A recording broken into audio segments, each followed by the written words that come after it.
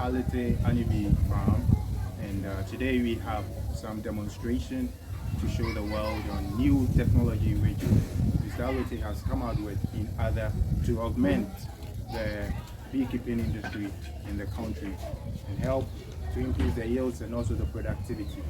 Here we have some machines and equipment which he has invented and is helping to improve the yields in the beekeeping industry in the country, and we are here to unfold how it works and to let you know all the tidbits.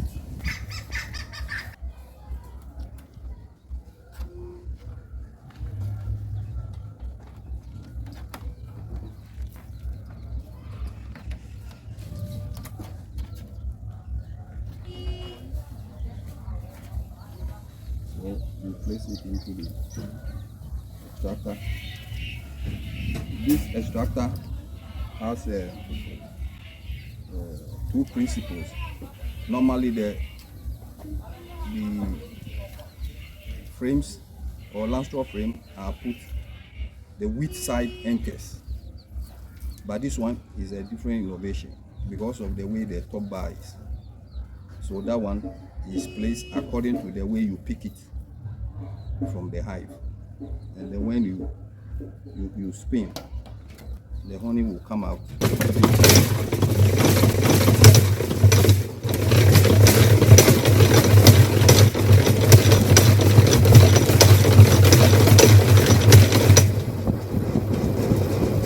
This is a tangential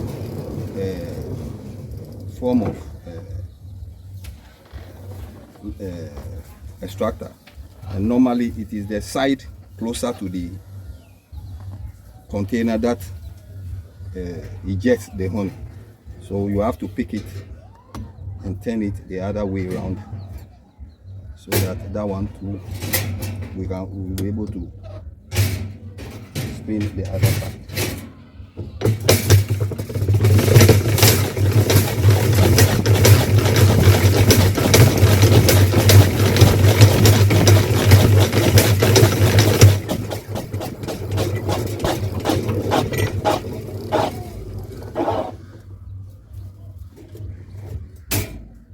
So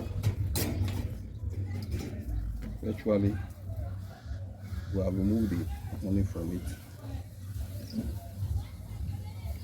and then this one can be sent back to the hive for the bees to repair and fill. When you look up over here, down here, you will see the spillage of the honey, and you see the honey which has been extracted from this one.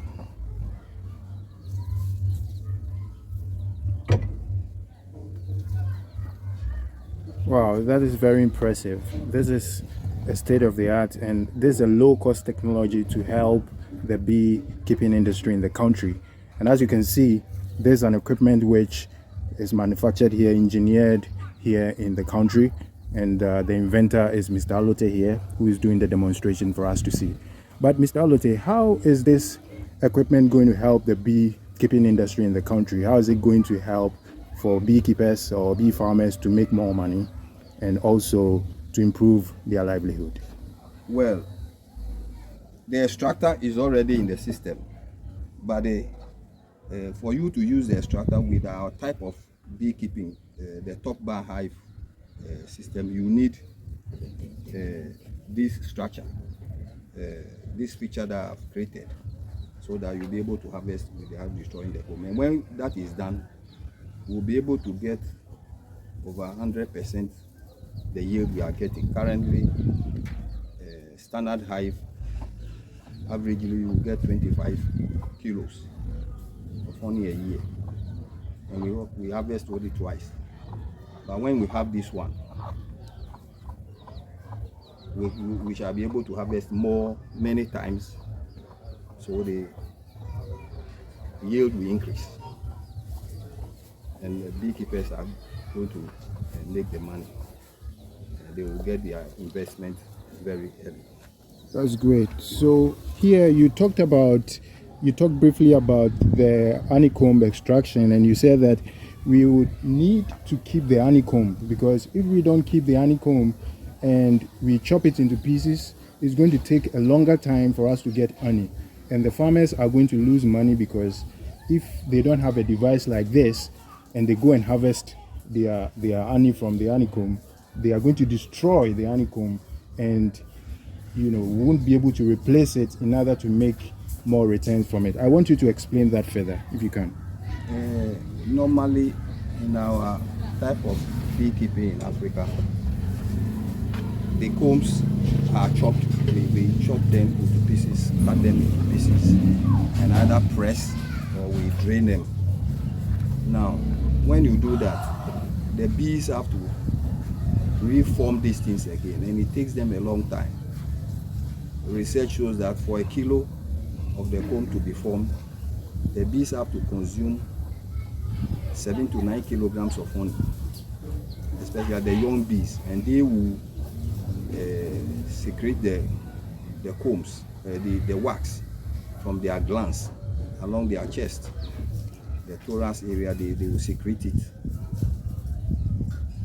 and then when it dries, it comes like sweat. When it dries, they will use it to form the combs, and it takes them a longer time to do that.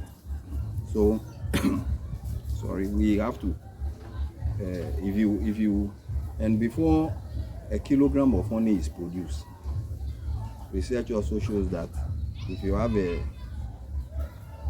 bee colony, a mature bee colony with a population between 50 to 70,000, the cumulative distance that they cover is like going around the earth a minimum of 5 times before they will do this. And it is said that 12 bees in their lifetime produce only a teaspoon of honey. So you will see that they stress themselves to produce the honey. So if we go around, set fire to bees in the bush, in their holes, to kill them, to harvest the honey, we are destroying the environment. But if we apply this simple technology, we will be able to get higher yield. And whatever investment we place into it, we will just get it within the first year of harvest. So it's proper, we have to adapt this technology, because Africa should be leading the world in honey production. We have stronger bees, healthy bees, we have variable vegetation, and virtually every part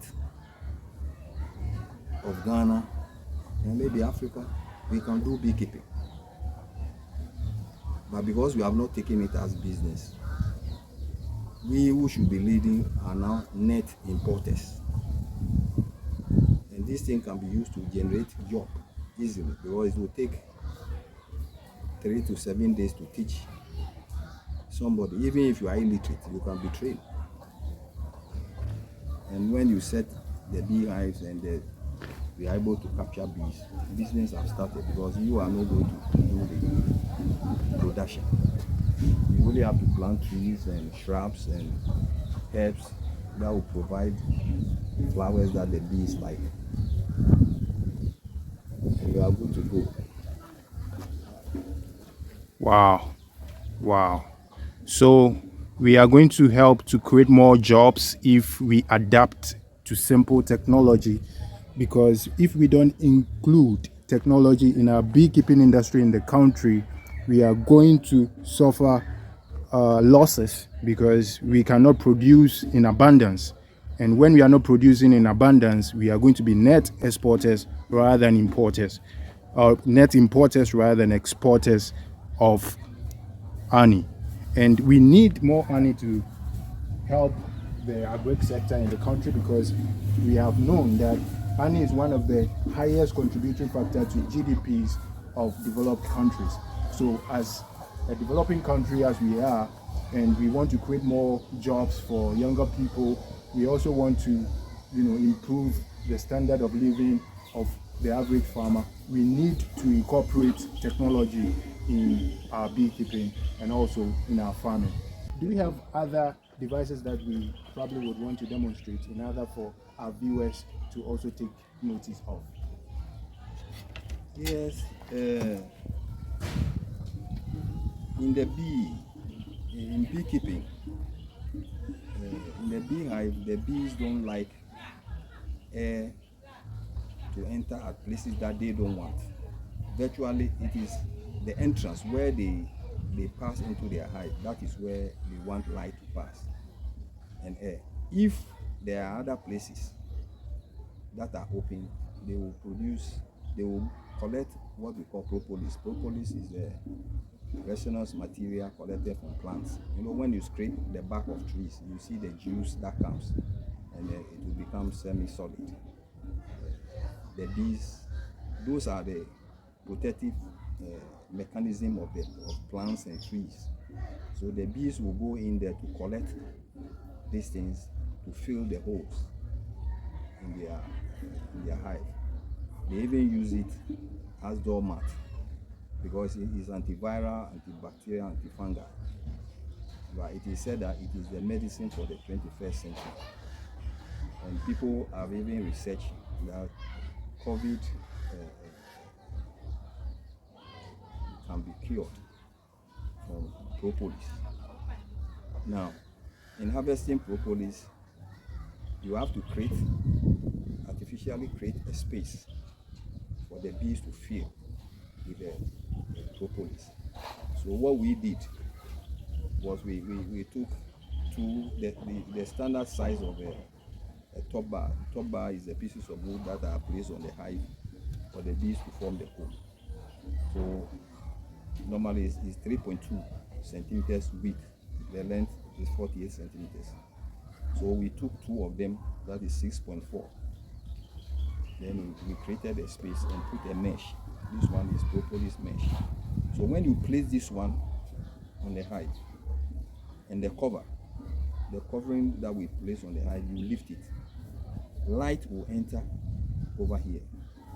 And the bees, because they don't like light to enter at other places except where they enter, they will be forced to go and collect the propolis to fill in these gaps.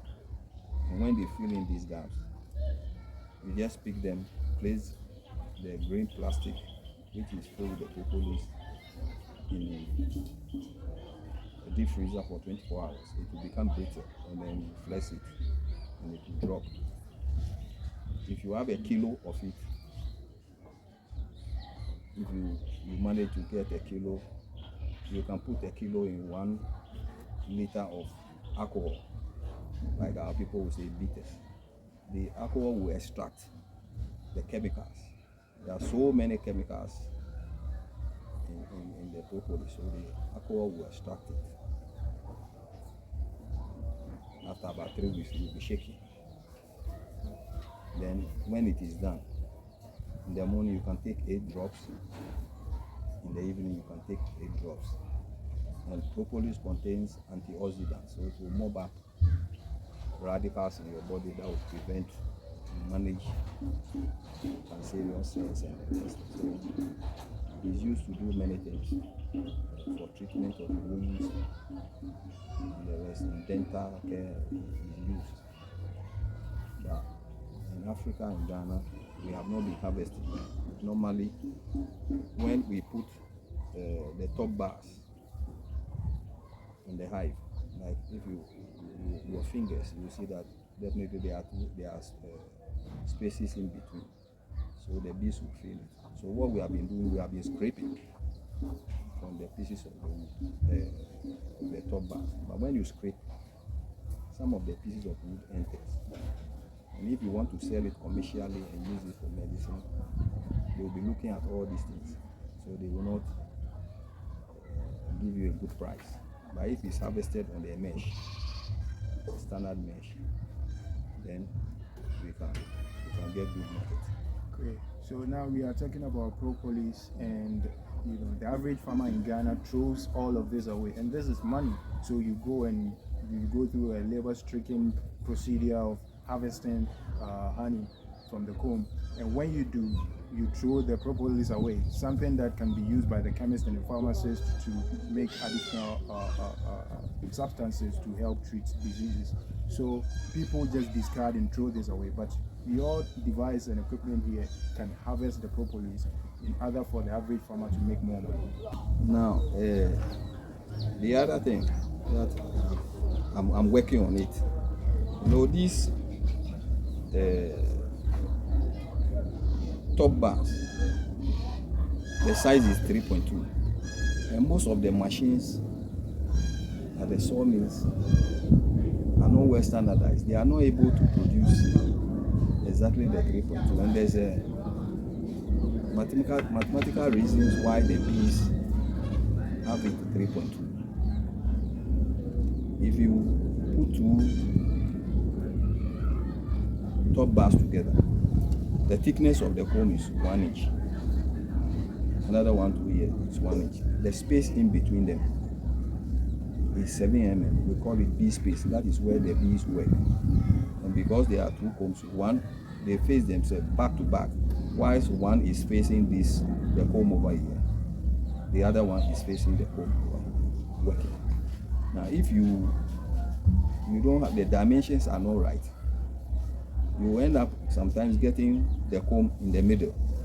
So you are not able to do proper inspection. When you are going to pick it, you'll be picking, you want to pick one, then you see they are joined together, and it creates a problem. So another device that we are working on is we are able to get the framework. So this one is this is a model. It's exactly 3.2 here. This is just because it's a model, but if it's being done properly, it will be 48 centimeters. Then you don't need to take it to machine, anything to machine, because the framework has been machined already. So if you have even bamboo, raffia, or anything, you can just in your village use cutlass. You split it into these sides, and you just insert it. There will be a locker over there. So when you insert it, you apply we normally attract the bees with comb. This comb, when it's melted, it becomes a bee wax. So we apply the wax over here as a guide for them to start forming them. So from one end of this wood to the other end of the wood is 1 inch, that is 2.5 centimeters. So this small white thing you are seeing over there is 3.5 mm, another 3.5. So if you have two of them, it becomes 7 mm, so the bees can work from this piece. So in that sense, when this thing comes into production, you can easily construct a bee hive. But you just get these ones and just get some old ladies. You cut the bamboo for them, they will just be sitting under a tree and they just use their sharp cutlass and just split the raffia according to the size that we enter. We are going.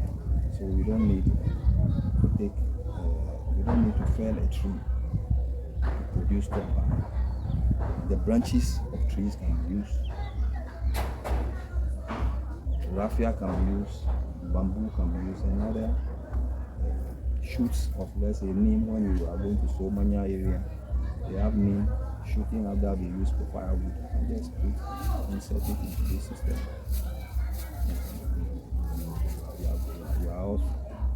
We are bringing in a mechanism. You see the holes right? We are bringing in a mechanism whereby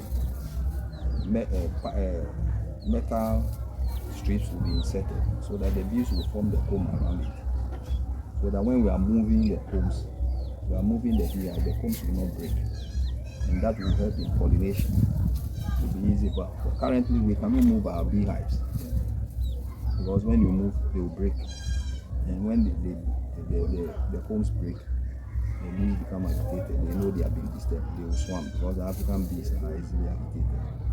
But if they have this system whereby the combs will not break whilst we are moving them, they cannot easily abscond, and we can now use it for pollination to provide pollination services for our farmers. we are talking about applying fertilizer, irrigation, but nobody talks about pollination. Even in cocoa, right now they are thinking about doing human hand pollination. We are spraying chemicals left, right, center, everywhere. We are killing both the injurious and the beneficial insects, like the bees and other pollinators. But if we go into things like this, applying this simple technology, we'll be able to move our bees. The homes will not break. We'll be able to populate. Great. So And, now, it will also provide extra job for those who have the beehives. The young men can go into it. In other countries, America, the pollination service alone is over $20 billion a year. it's a huge economy. In fact, that is actually the business. Yeah. As for the honey and the rest, it's a byproduct for them because it's a big thing pollinating. And because when you pollinate, depending on the crop, you have variable yields. If it's watermelon, is being pollinated over 60% yield. Our friend Dr. Edu did work on cashew. If it's pollinated, over 300%. Yes. And other crops, we have not studied them. Other countries have done it, but they did it with their bees and their environment. We also have to do it with our bees and our environment. So this is a huge research area for scientists, both agriculturalists, biologists, environmentalists. We have to do this research work. You know that an acre of okra must be pollinated by 2 hives or 3 hives. And if you are not pollinating, this is the kilos you are getting. If you are pollinating, this is the increase you are going to get. And so if you yourself, you calculate the difference between the pollinated and the non-pollinated. So that if the beekeeper is charging you a little for pollination service, you easily agree. So that's why other countries, we are talking about subsidy, whatever. They are also giving subsidy, but they are pollinating. So from the word go, they are ahead of you with their pollination. They will produce more than you. For you don't know about pollination. You are not conscious. They are providing fertilizer, they are irrigating, and they are pollinating. We sometimes think pollination is happening, but in other places it's not happening. People plant tomatoes and the flowers will drop. No pollination. And they will assign it to the old lady in the village. You know why? You are not doing your science very well. So what Mr. Alote is trying to explain to us about pollination. Pollination in science means the transfer of pollen grains from the anther to the stigma of a flower, and that helps to improve the yield. So the beehive that he's talking about and demonstrating here is, there's a generic beehive that he has created, the top bar. And with this, we can have your own colony of bees inside there, where you have the queen there producing honey and making it readily available for the market without it hanging on a tree or hanging somewhere in the wild. So we are having our own beehive here being constructed with low-cost technology, and it's going to be made readily available to farmers all over the country. So if World Food Program is watching us here, you will come to realize that with this technology, we are going to help to improve yields across board in the agri sector in the country. In other that we will create more food, we will create food security in the country to ensure that young people are also get employment, and malnutrition is also halved or diminished altogether. So this technology that is being demonstrated here is going to change the dynamics when it comes to the agribusiness and also at the agriculture sector in Ghana in general. Thank you very much, sir. Is there any other technology that we have for demonstration here? In order that our viewers will also be updated and informed and educated.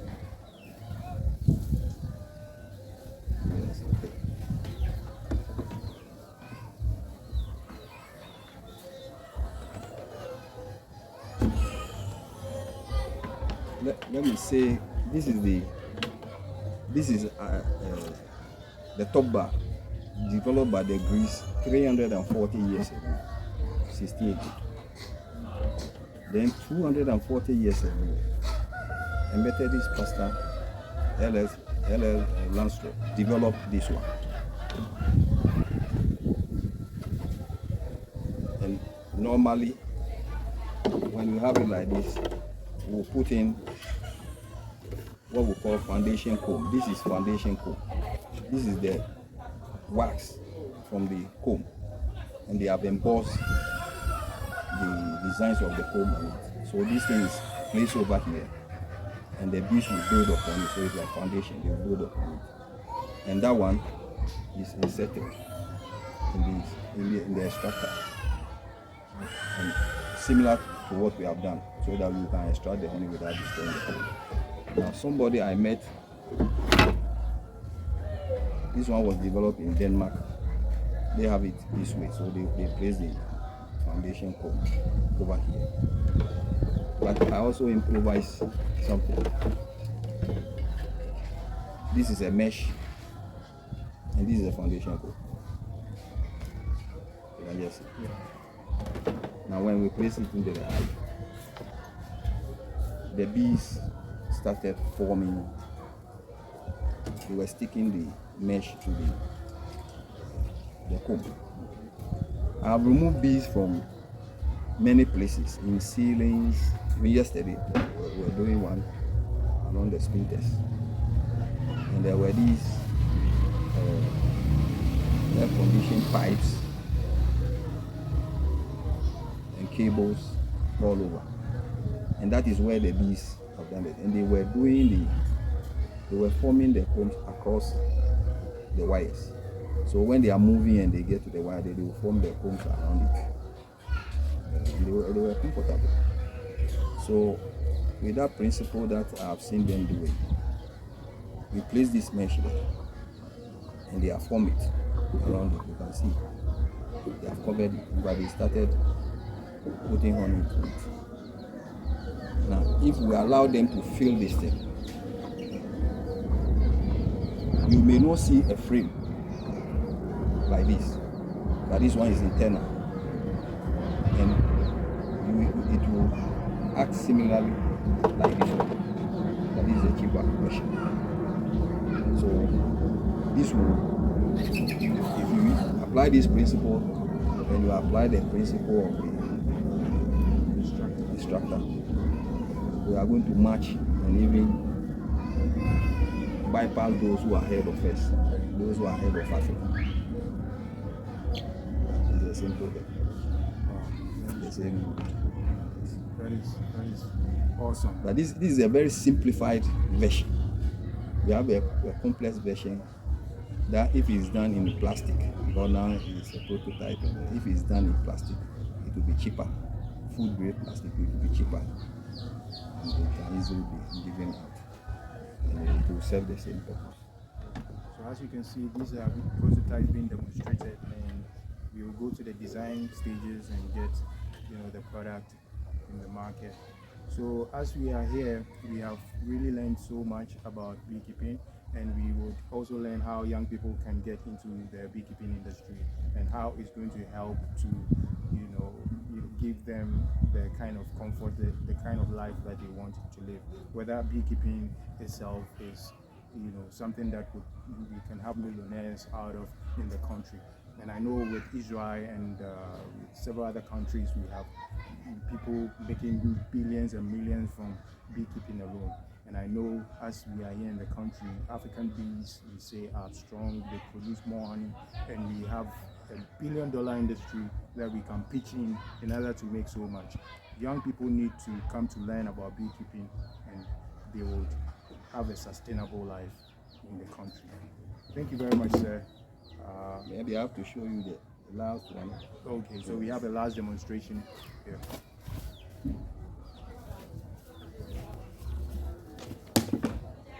This is a model, but maybe the practical one will be this one. We all know chop box. Those who went to secondary schools, or even those who don't go, they know about chop box. Either you use the trunk or the chop box. Now, chop box If you remove the plywood section, it will be left with the frame, these open spaces. Now, these open spaces can be filled with anything. It can be filled with bamboo, it can be filled with raffia, it can be filled with rattan, that is cane, even branches of wood can be filled with. I was in a village and I saw that they have used the branches of oil palm. They have threaded it on bamboo and they are using it as their bathhouse, to fence their bathhouse and also as a sunscreen over their porches. So I asked one of the old men, how long has that thing been there? And the old man said 4 years. Now if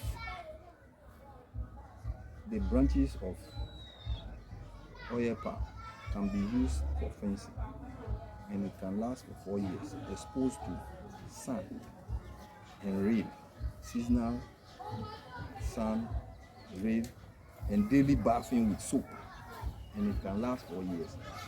If we bring that same branches of the midrib of the oil palm threaded on bamboo sticks and we insert it into this place and we cover it, it can go very far.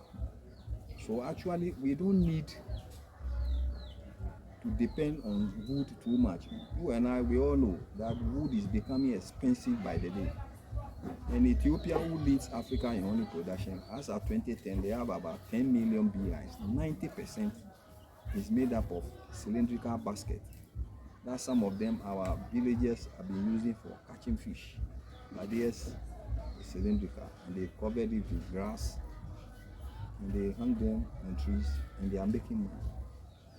We have the bamboo, the raffia, and all these things. So we don't need to depend on wood. We are coming up with this one.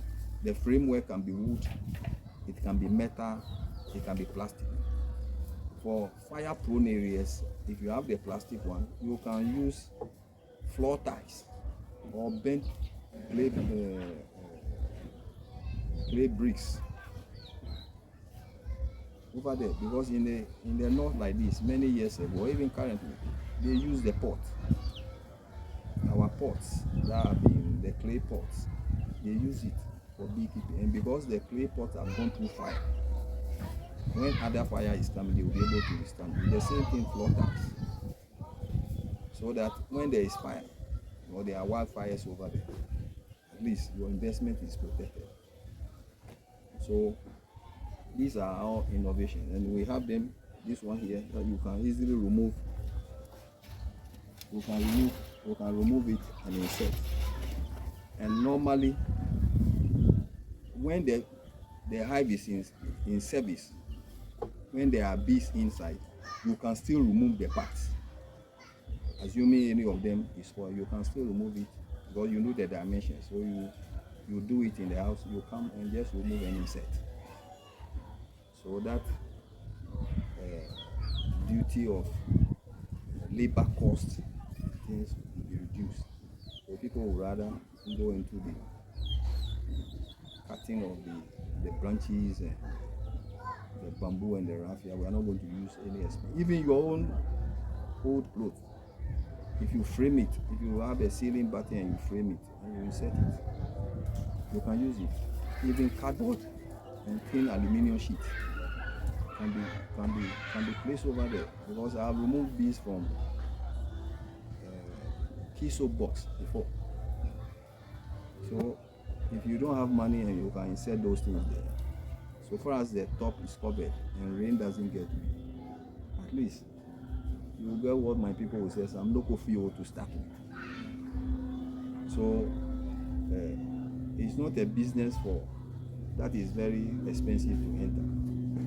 You can use low cost material. If you are rich and you want to use wood, you can go and use it. Somebody can use raffia, you can use bamboo, you can use basket. The value of that one is the same. The bee who does the work. So this is also an innovation. innovation, and I've made presentations on this thing in other places. So funding is needed for us to do it in a mold form. To get the molds, and we can produce it in a plastic form. Then it will be cheaper for people to enter into beekeeping. It will be cheaper. You are trained, you are giving, you just fix it. And it will come in a form of knockdown. You just fix it. You give it to 5 years, 3 years old baby, child, if you train, you can just fix it.